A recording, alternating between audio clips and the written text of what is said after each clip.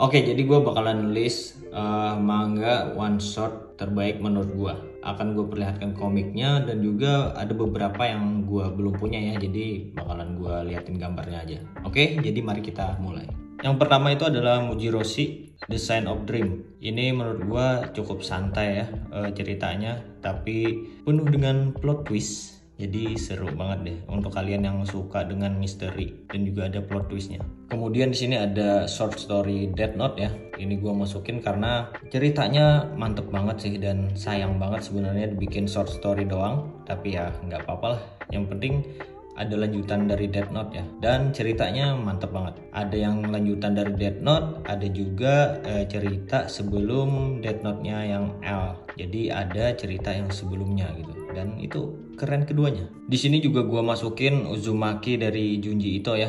Ya gua nggak tahu apakah ini bisa dibilang short story atau enggak, karena ini ada 3 volume bisa dibilang, tapi ini sudah digabung. Jadi bisa sekali baca kalian bisa selesai. Ya gua masukin aja ya karena ceritanya menarik banget menurut gua.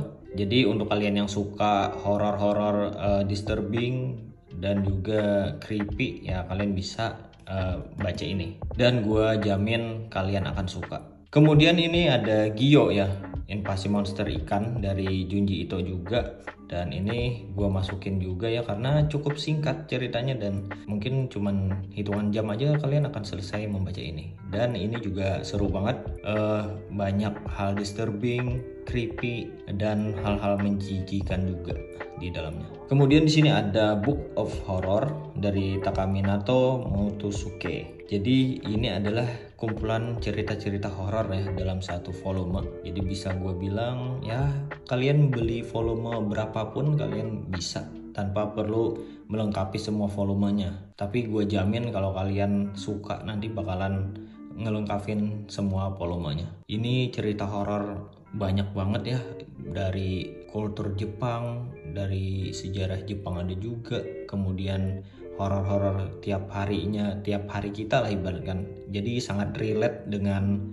orang Indo ya bisa dibilang. Bahkan menurut gue ini lebih relate dibandingkan horornya Junji Ito, karena Junji Ito itu lebih ke yang fantasi dan juga lebih gimana ya, lebih di luar nalar lah bisa dibilang. Kalau ini bisa dibilang horor-horor yang mainstream tapi ya tetap bikin serem dan bikin creepy. Gue bahkan merinding kalau baca ini malam-malam dan lihat gambarnya. Kemudian di sini ada Junji Ito lagi, Best of the Best Short Story Collection. Nah dari judulnya aja sudah kelihatan ya bahwa ini adalah cerita pendek dari karangan Junji Ito. Dan di sini ceritanya bagus-bagus banget sih karena ya best of the best dan serem, disturbing dan juga aneh-aneh lah intinya. Oke, untuk komik-komik one shot atau short story yang gua punya cuman segitu ya, dan ini untuk yang belum gua punya yang masuk wishlist gua.